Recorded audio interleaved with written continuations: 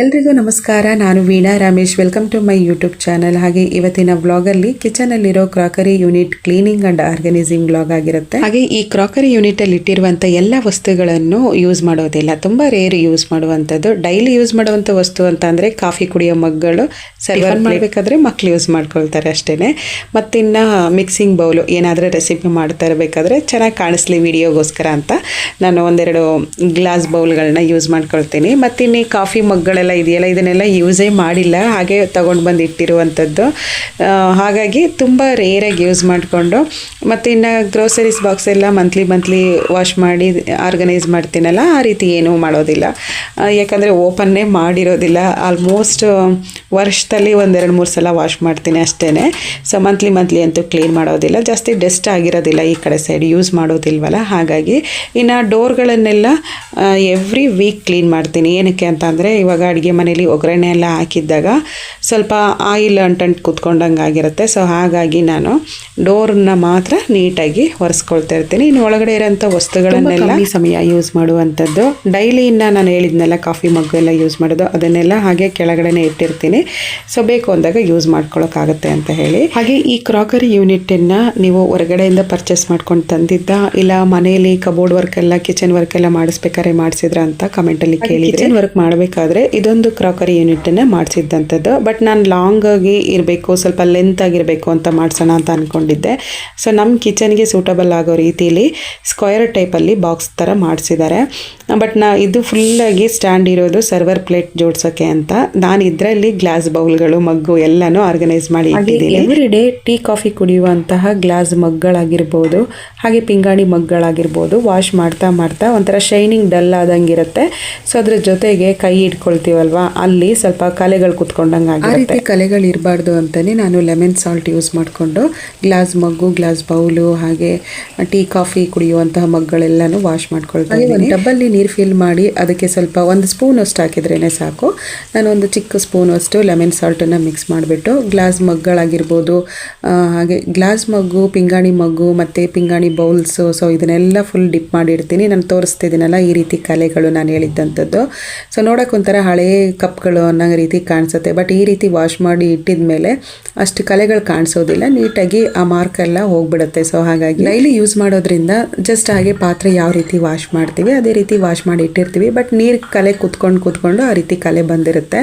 So ಹಾಗಾಗಿ ಈ ರೀತಿ ವಾಶ್ ಮಾಡೋದ್ರಿಂದ ಆ ಕಲೆಗಳೇನು ಇರೋದಿಲ್ಲ. ಚಿಕ್ಕ ಪುಟ್ಟ ಮಗ್ಗು, ಬೌಲು ಎಲ್ಲ ಏನಿತ್ತು ಎಲ್ಲನೂ ಆ ಟಬ್ಬಲ್ಲಿ ಡಿಪ್ ಮಾಡಿ ಇಟ್ಟಿದ್ದೀನಿ. ಒಂದು ಹಾಫ್ ಆನ್ ಅವರ್ ಬಿಟ್ಬಿಟ್ಟು ನೀಟಾಗಿ ಎಲ್ಲನೂ ವಿಮ್ ಜೆಲ್ ಹಾಕಿ ವಾಶ್ ಮಾಡ್ಕೊಳ್ತೀನಿ. ಸೊ ಈ ರೀತಿ ವಾಶ್ ಮಾಡಿ ಇಟ್ಬಿಡ್ತೀನಿ. ಸ್ಟೀಲ್ ಪಾತ್ರೆಗಳಿಗಿಂತ ಪಿಂಗಾಣಿ ವಸ್ತುಗಳ ಮೇಲೆನೆ ಅಟ್ರಾಕ್ಷನ್ ಜಾಸ್ತಿ ಇರುತ್ತೆ. ಏನಕ್ಕೆ ಅಂತ ಅಂದರೆ, ಅದು ನೋಡೋಕ್ಕೂ ಚೆನ್ನಾಗಿರುತ್ತೆ, ಕಿಚನಲ್ಲಿ ಜೋಡಿಸಿಟ್ರೆ ನೋಡೋಕ್ಕೂ ಕಿಚನ್ ತುಂಬ ಚೆನ್ನಾಗಿ ಕಾಣಿಸ್ತಾ ಇರುತ್ತೆ ಅನ್ನೋದೊಂದು ಭಾವನೆ.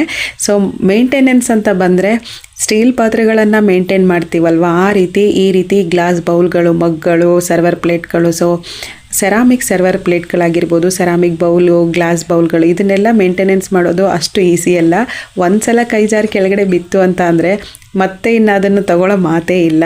ಅದೇ ಸ್ಟೀಲ್ ಪಾತ್ರೆಗಳನ್ನು ಫಾಸ್ಟಾಗಿ ವಾಶ್ ಮಾಡ್ಬೋದು. ಫಾಸ್ಟಾಗಿ ಒಂದು ಸ್ವಲ್ಪ ಕೈ ಜಾರಿ ಕೆಳಗಡೆ ಬಿತ್ತು ಅಂದ್ರೂ ತಿರ್ಗಾ ನಾವು ಆ ಪಾತ್ರೆನ ಸ್ಟೀಲ್ ಪಾತ್ರೆಗಳಿಗಿಂತನೂ ಈ ರೀತಿ ವಸ್ತುಗಳನ್ನ ತುಂಬ ಇಷ್ಟಪಟ್ಟು ತಗೊಂಡಿರ್ತೀವಿ. ಅದನ್ನು ಎಷ್ಟು ದಿನ ಯೂಸ್ ಮಾಡಿದ್ದೀವಿ ಅನ್ನೋದು ತುಂಬ ಮುಖ್ಯ ಆಗುತ್ತೆ. ಸೊ ಇದು ನಮ್ಮ ಜನ್ರೇಷನ್ನು ನಾನು ಹೇಳ್ತಿರುವಂಥದ್ದು. ಇದನ್ನ ಏನಕ್ಕೆ ಹೇಳ್ತಾ ಇದ್ದೀನಿ ಅಂತ ಹೇಳ್ತೀನಿ. ನಮ್ಮ ಎಲ್ಲ ನಾವು ಚಿಕ್ಕ ಮಕ್ಕಳಲ್ಲಿದ್ದಾಗ ಸ್ಟೀಲ್ ಪಾತ್ರೆಗಳನ್ನು ತಗೊಳ್ಳೋರು, ಅಂದರೆ ಇವಾಗ ಒಂದು ಅರ್ಧ ಡಜನ್ ತಟ್ಟೆ ತಗೊಂಡಿರೋರು, ಒಂದು ಅರ್ಧ ಡಜನು ಜಾಮೂನ್ ಬಟ್ಲು ಅಂತ ಬರುತ್ತಲ್ವ, ಸೊ ಆ ರೀತಿ ಬಟ್ಲುಗಳನ್ನ ತಗೊಂಡಿರೋರು, ಒಂದು ಅರ್ಧ ಡಜನ್ ಲೋಟ ತಗೊಂಡಿರೋರು.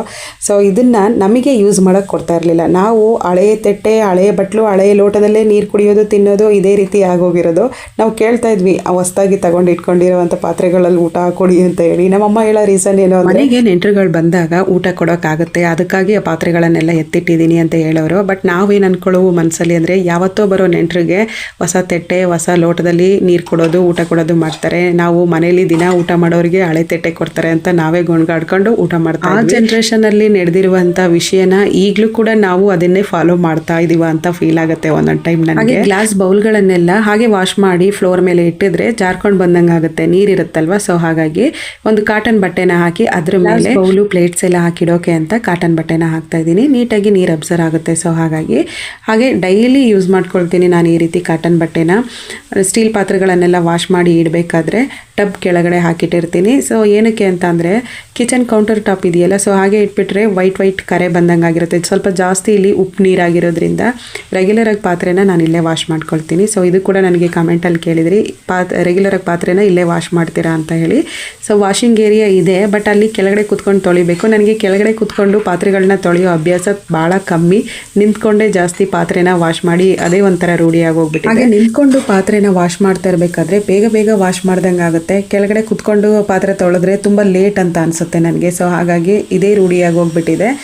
ಆವಾಗಿನ ಪಾತ್ರೆಗಳನ್ನು ಆವಾಗಲೇ ವಾಶ್ ಮಾಡಿ ಬ್ಯಾಸ್ಕೆಟಲ್ಲಿ ಹಾಕ್ಬಿಡ್ತೀನಿ. ಸೊ ಇದನ್ನು ಮಾತ್ರ ರೆಗ್ಯುಲರಾಗಿ ರೂಢಿ ಮಾಡ್ಕೊಂಡಿದ್ದೀನಿ. ಬ್ಯಾಸ್ಕೆಟ್ ಕೆಳಗಡೆ ಒಂದು ಕಾಟನ್ ಬಟ್ಟೆನ ಹಾಕಿ ಅದ್ರ ಮೇಲೆ ಪಾತ್ರೆಗಳನ್ನು ಜೋಡಿಸಿ ಹೊರಗಡೆ ತಗೊಂಡು ಬಿಸಿಲಿಗೆ ಇಟ್ಬಿಡ್ತೀನಿ. ಕಿಚನಲ್ಲಿ ತೊಳೆಯುವಂಥ ಪಾತ್ರೆಗಳನ್ನು ಜಾಸ್ತಿ ಸ್ಟೋರ್ ಮಾಡೋದಿಲ್ಲ. ಅವಾಗಿನ ಪಾತ್ರೆಗಳು ಅವಾಗಲೇ ತೊಳ್ಕೊಂಡ್ಬಿಡ್ತೀನಿ. ಅಂತಂದರೆ ಇವಾಗ ಕುಕ್ಕಿಂಗ್ ಮಾಡಿದಾಗ, ಬೆಳಗ್ಗೆ ಟಿಫನ್ ಮಾಡಿದಾಗ, ನೈಟು ಊಟ ಮಾಡಿದಾಗ ಎಲ್ಲನೂ ವಾಶ್ ಮಾಡೇ ಇಟ್ಬಿಡ್ತೀನಿ. ಸೊ ಜಾಸ್ತಿ ಎಲ್ಲನೂ ತಗೊಂಡು ಸ್ಟೋರ್ ಮಾಡಿದೆ ಅಂದರೆ ಕಿಚನ್ ನೋಡೋಕೆ ಚೆನ್ನಾಗಿ ಕಾಣಿಸ್ತಾ ಇರೋದಿಲ್ಲ. ಮತ್ತು ಇಷ್ಟೊಂದು ಕೆಲಸ ಇದೆಯಾ ಅಂತ ನಮಗೆ ನಾವೇ ಟೆನ್ಷನ್ ಮಾಡ್ಕೊಳ್ತೀವಿ. ಸೊ ಹಾಗಾಗಿ ಅವಾಗಿನ ಪಾತ್ರೆಗಳನ್ನು ಅವಾಗಲೇ ಕೆಲಸನ ಕಂಪ್ಲೀಟ್ ಮಾಡೋದು ಒಳ್ಳೆಯದು. ಕ್ರಾಕರಿ ಯೂನಿಟಲ್ಲಿರುವಂಥ ಎಲ್ಲ ವಸ್ತುಗಳನ್ನು ತೆಗೆದು ವಾಶ್ ಮಾಡಿ ಫುಲ್ ಖಾಲಿ ಮಾಡಿದ್ದೀನಿ. ಇವಾಗ ವಿಮ್ ಜೆಲ್ಲು ಹಾಗೆ ಸ್ವಲ್ಪ ನೀರನ್ನ ಹಾಕ್ಕೊಂಡು ಮಿಕ್ಸ್ ಮಾಡಿಕೊಂಡು ಫುಲ್ ಸ್ಪ್ರೇ ಮಾಡಿ ಬಿಟ್ಬಿಟ್ಟು ನೀಟಾಗಿ ಒರೆಸ್ಬಿಡ್ತೀನಿ. ಸೊ ಈ ರೀತಿ ಒರೆಸಿ ಒಂದು 10 ನಿಮಿಷ ಓಪನಲ್ಲೇ ಬಿಟ್ಬಿಟ್ಟು ಆಮೇಲೆ ಎಲ್ಲನೂ ಅದರಲ್ಲಿ ನೀಟಾಗಿ ಆರ್ಗನೈಸ್ ಮಾಡ್ತೀನಿ. ಸೊ ನನ್ನ ಜೊತೆ ಕುಕ್ಕಿಂಗ್ ಮಾಡಿಕೊಂಡೆ ಈ ಕೆಲಸ ಮಾಡ್ತಾ ಇದ್ದಿದ್ದಂಥದ್ದು. ಮಧ್ಯಾಹ್ನ ಪ್ರಿಪೇರ್ ಮಾಡಿಕೊಂಡೆ ನಾನು ಕ್ರಾಕರಿ ಯೂನಿಟ್ನ ಕ್ಲೀನ್ ಮಾಡ್ತಾ ಇದ್ದೆ. ಒರೆಸಿ ಒಂದು 10 ನಿಮಿಷ ಏನಕ್ಕೆ ಓಪನಲ್ಲಿ ಬಿಡೋದು ಅಂತಂದರೆ ಗಾಳಿ ಚೆನ್ನಾಗಿ ಆಡಿ ಒಣಗಿರುತ್ತೆ. ಸೊ ಹಾಗೆ ಕ್ಲೋಸ್ ಮಾಡಿ ಇಟ್ಬಿಟ್ವಿ ಅಂತಂದರೆ ಒದ್ದೆ ತೇವಾಂಶ ಹಾಗೆ ಇರುತ್ತೆ. ಸೊ ಹಾಗಾಗಿ ಒಂದು 10 ನಿಮಿಷ ಓಪನಲ್ಲೇ ಇಟ್ಬಿಟ್ಟು ಆಮೇಲೆ ನೀಟಾಗಿ ಆರ್ಗನೈಸ್ ಮಾಡಿ. ಹಾಗೆ ತುಂಬ ಕಮೆಂಟಲ್ಲಿ ಕೇಳಿದ್ದು ಕಿಚನ್ ವರ್ಕನ್ನು ವುಡ್ ವರ್ಕ್ ಮಾಡಿಸಿದ್ದೀರಾ ಇಲ್ಲ ಅಂದರೆ ಸ್ಟೀಲ್ ವರ್ಕ್ ಮಾಡಿಸಿದ್ದೀರಾ ಅಂತ ಹೇಳಿ. ನಾವು ಕಿಚನ್ ಕ್ಯಾಬಿನೆಟ್ ಫುಲ್ಲಾಗಿ ಅಲ್ಯೂಮಿನಿಯಮಿಂದ ಮಾಡಿಸಿರುವಂಥದ್ದು. ಹಾಗೆ ಕ್ಲೋಸಿಂಗ್ ಡೋರ್ಗಳು ಮಾತ್ರ ಸ್ಟೀಲ್ ವರ್ಕ್ ಮಾಡಿಸಿದ್ದೀವಿ. ಕಿಚನ್ ಕ್ಯಾಬಿನೆಟ್ಗಳನ್ನೆಲ್ಲ ಮಾಡಿಸಿ 6 ವರ್ಷ ಆಯಿತು. 6 ವರ್ಷದಿಂದ ನಾನು ಯೂಸ್ ಮಾಡ್ತಾ ಇದ್ದೀನಿ. ಯಾವುದೇ ರೀತಿ ಫಾಲ್ಟ್ ಇಲ್ಲ, ತುಂಬ ಚೆನ್ನಾಗಿ ಯೂಸ್ ಆಗ್ತಾ ಇದೆ. ಬಟ್ ಯಾವುದೇ ರೀತಿ ಕೆಮಿಕಲ್ಸ್ ಇರುವಂಥ ಸ್ಪ್ರೇ ಮಾಡಿ ನಾನು ಯೂಸ್ ಮಾಡೋದಿಲ್ಲ. ಇಲ್ಲ ನೀರು, ಈ ಎರಡನ್ನು ಮಿಕ್ಸ್ ಮಾಡಿಬಿಟ್ಟು ಸ್ಪ್ರೇ ಮಾಡಿ ಒರೆಸ್ಕೊಳ್ತೀನಿ. ಕಿಚನಲ್ಲಿ ಏನಕ್ಕೋಸ್ಕರ ನಾನು ವುಡ್ ವರ್ಕ್ ಮಾಡಿಸ್ಲಿಲ್ಲ ಅಂತ ಅಂದರೆ ನೀರಲ್ಲೇ ಜಾಸ್ತಿ ಕೆಲಸ ಮಾಡೋದ್ರಿಂದ ಬೇಗ ವುಡ್ ವರ್ಕಲ್ಲಿ ಮಾಡಿಸಿದ್ರೆ ಹಾಳಾಗ್ಬಿಡುತ್ತೆ ವುಡ್ಡು ಅಂತ ಹೇಳಿಬಿಟ್ಟು ಬೇಡ ಅಂತ ಅಲ್ಯೂಮಿನಿಯಂ ಚೂಸ್ ಮಾಡಿಕೊಂಡು ಕಿಚನಿಗೆ ಮಾತ್ರ ನಾವು ಅಲ್ಯೂಮಿನಿಯಂ ಕ್ಯಾಬಿನೆಟ್ಸ್ಗಳನ್ನ ಮಾಡ್ಕೊಂಡಿದ್ದಂಥದ್ದು. ಮೇಂಟೆನೆನ್ಸ್ ಮಾಡೋದು ತುಂಬ ಈಸಿ, ವರ್ಕ್ ಕೂಡ ಇದೆ. ಸೊ ಹಾಗೆ ನಾನು ಈ ಕ್ರಾಕರಿ ಯೂನಿಟಲ್ಲಿ ಏನು ತೋರಿಸ್ತಾ ಇದ್ದೀನಿ, ಇದು ಕೆಳಗಡೆ ಡ್ರಾಯರ್ ಏನಿದೆ. ಸೊ ಇಲ್ಲಿ ಕಾಫಿ ಮಗ್ಗಳನ್ನೆಲ್ಲ ಸಪೋಸ್ ಏನಾದರೂ ಯೂಸ್ ಮಾಡಿ ನೀರು ಇರೋ ಹಾಗೇ ಫುಲ್ ಎಲ್ಲನೂ ಜೋಡಿಸ್ಕೊಂಡು ಬಂದ್ವಿ ಅಂತ ಅಂದರೆ ನೀರು ಕೆಳಗಡೆ ತಾಗ್ದಲ್ಲೇ ಇರೋಕೆ ಅಂತ ನೀರು ಅದರಲ್ಲಿ ಫಿಲ್ಟ್ರಾಗಿ ಬರಲಿ ಅಂತ ಹೇಳಿ ಆ ಕೆಳಗಡೆ ಒಂದು ಟ್ರೇನ ಕೊಟ್ಟಿರುವಂಥದ್ದು. ಸೊ ಅದೇನು ನನಗೆ ಯೂಸ್ ಇಲ್ಲ, ಬಟ್ ಹಾಗೆ ಜೋಡಿಸಿ ಇಟ್ಕೊಂಡಿದ್ದೀನಿ ಅಷ್ಟೇ. ಸೊ ಜಾಸ್ತಿ ಏನು ನೀರು ಇರೋ ಹಾಗೆ ನಾವು ಏನೂ ಜೋಡ್ಸೋಕ್ಕೆ ಹೋಗೋದಿಲ್ಲ, ಎಲ್ಲ ನೀರು ಡ್ರೈ ಮಾಡಿ ಜೋಡಿಸೋದಲ್ವ ಆಲ್ಮೋಸ್ಟ್. ಸೊ ಹಾಗೆ ಆಗಿದೆ. ಇದನ್ನು ಕಮೆಂಟಲ್ಲಿ ಕೇಳಿದ್ರಿ, ಅದಕ್ಕೋಸ್ಕರ ನಾನು ಹೇಳಿದೆ ಏನು. ಹಾಗೆ 1 ಅವರ್ ಮುಂಚೆನೇ ನಾನು ಈ ಪ್ಲೇಟ್ಸ್ ಎಲ್ಲನೂ ವಾಶ್ ಮಾಡಿ ಇಟ್ಟಿದ್ದೆ. ಎಲ್ಲ ಡ್ರೈ ಆಗಿದೆ ಚೆನ್ನಾಗಿ. ಒಂದೊಂದು ಡ್ರಾಪ್ ನೀರಿದೆ, ಸೊ ಅದನ್ನು ಒರೆಸಿಡ್ತಾ ಇದ್ದೀನಿ. ಹಾಗೆ ಒಂದು ಟೈಮ್ ಹಾಸನಿಂದ ಬರಬೇಕಾದ್ರೆ ಜ್ಯೂಸ್ ಕುಡಿಯುವಂಥ ಗ್ಲಾಸಿನ ಲೋಟನ ಒಂದು ಅರ್ಧ ಡಜನ್ ತೊಗೊಂಡು ಬಂದಿದ್ದೆ. ಅಲ್ಲಿಂದ ಅಷ್ಟೊಂದು ಕೇರ್ ಮಾಡಿಕೊಂಡು ತೊಗೊಂಡು ಬಂದು ಇಲ್ಲಿಗೆ ಬಂದ ಮೇಲೆ ವಾಶ್ ಮಾಡೋಣ ಅಂತ ಆ ಬಾಕ್ಸನ್ನು ಕೆಳಗಡೆಯಿಂದ ಕೈ ಹಾಕ್ತಾನೆ ಹಾಗೆ ಎತ್ತೆ ಮೇಲಿಂದ. ಕೆಳಗಡೆ ಓಪನ್ ಆಗಿತ್ತು ಅಂತ ಅನ್ಸುತ್ತೆ, ಎಲ್ಲ ಕೆಳಗಡೆ ಬಿದ್ದು ಒಂದು ಲೋಟ ಉಳಿಲಿಲ್ಲ, ಎಲ್ಲ ಹೊಡೆದು. ಅವಾಗಿಂದ ಜ್ಯೂಸಿನ ಲೋಟಗಳನ್ನೇ ತಗೊಂಡಿಲ್ಲ. ಸೊ ನೋಡಬೇಕು ನೆಕ್ಸ್ಟ್ ಏನಾದರೂ ಶಾಪಿಂಗ್ ಹೋದಾಗ ಇಲ್ಲೇ ಎಲ್ಲಾದರೂ ತೊಗೊಂಡ್ರಾಗುತ್ತೆ ಅಂತ. ಗ್ಲಾಸಿನ ಮಗ್ಗು ಲೋಟಗಳನ್ನೆಲ್ಲ ಹೊಡೆದಾಕ್ಬಿಟ್ಟಿದ್ದೀನಿ, ಜಾಸ್ತಿ ಹೊಡೆದಾಕಿರೋದೇ ಜಾಸ್ತಿ. ಹಾಗಾಗಿ ಸ್ವಲ್ಪ ಕೇರ್ಫುಲ್ಲಾಗಿ ಹ್ಯಾಂಡ್ಲ್ ಮಾಡಬೇಕು ಅಂತ ಅಂದ್ಕೊಳ್ತೀನಿ. ಸ್ಟೀಲ್ ಪಾತ್ರೆಗಳನ್ನೆಲ್ಲ ಹ್ಯಾಂಡ್ಲ್ ಮಾಡ್ತೀವಲ್ಲ ಆ ರೀತಿ ಎಲ್ಲ ಇದನ್ನು ಮೇಂಟೈನ್ ಮಾಡೋಕ್ಕೆ ಆಗೋದಿಲ್ಲ. ಸೊ ಏನಿದ್ರು ಶೋ ಪೀಸಸ್ಸಾಗಿ ಇಟ್ಕೊಬೇಕಷ್ಟೇ. ಹಾಗೆ ಮಕ್ಕಳೆಲ್ಲ ತುಂಬ ಇಷ್ಟಪಡ್ತಾರೆ ಈ ರೀತಿ ಸರ್ವರ್ ಪ್ಲೇಟಲ್ಲಿ ತಿಂಡಿ ತಿನ್ನೋಕ್ಕೆ. ಮಕ್ಕಳಿಗೆ ಅಂತೂ ತುಂಬ ಇಷ್ಟ ಆಗುತ್ತೆ. ಈ ಕ್ರಾಕರಿ ಯೂನಿಟಲ್ಲಿ ಜೋಡಿಸಿರುವಂಥ ಎಲ್ಲ ವಸ್ತುಗಳನ್ನು ಹಾಸನಲ್ಲಿ ಹಾಗೆ ಬೆಂಗಳೂರಲ್ಲಿ ತೊಗೊಂಡಿರುವಂಥದ್ದು.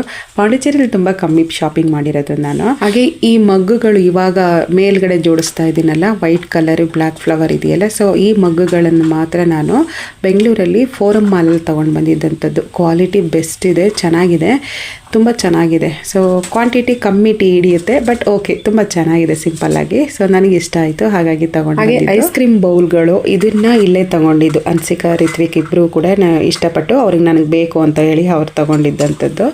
ಸೊ ಹಾಗೆ ಇವಾಗ ಜೋಡಿಸಿರುವಂಥ ಗ್ಲಾಸ್ ಕಪ್ ಹಾಗೆ ಗ್ಲಾಸಿನ ಕಪ್ಗಳನ್ನೆಲ್ಲ ಸುಮಾರು 10 ವರ್ಷದಿಂದ ಯೂಸ್ ಮಾಡ್ತಾ ಇದ್ದೀನಿ. ಕೆಲವೊಂದು ಒಡೆದೋಗಿ ಬಾಕಿ ಉಳಿದಿರೋದಿಷ್ಟಿದೆ. ಸೊ ಈ ಕಾಫಿ ಮಗ್ಗಳನ್ನೆಲ್ಲ ಡಿಮಾರ್ಟಲ್ಲಿ ತಗೊಂಡಿದ್ದಂತೆ. ಹಾಗೆ ಈ ಕಾಫಿ ಮಗ್ಗು ಅನ್ಸಿಕಾ ರಿತ್ವಿಕಂದು 9th ಬರ್ತ್ಡೇ ಕೊಟ್ಟಿದ್ದಂಥದ್ದು. ಅವಳಿಗೆ ಸರಿಯಾಗಿ ಇಯರ್ ಗೊತ್ತಿಲ್ಲದೇ 10th ಅಂತ ಹಾಕಿಸ್ಕೊಂಡು ಬಂದಿದ್ಲು.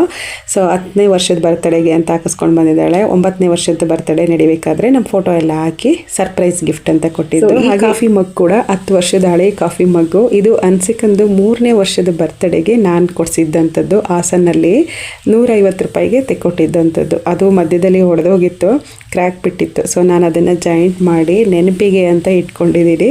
ಕ್ಯೂಟ್ ಆಗಿದೆ, ತುಂಬ ಚೆನ್ನಾಗಿದೆ ನೋಡೋಕೆ. ಹಾಗೆ ನಮ್ಮನೆ ಕಿಚನಿನ small size crockery unit cleaning and organising complete ಆಯಿತು ಇಲ್ಲಿಗೆ. ಸೊ ಈ ಸೈಜಲ್ಲಿದೆ, ಸ್ಕ್ವೇರ್ ಟೈಪಲ್ಲಿದೆ.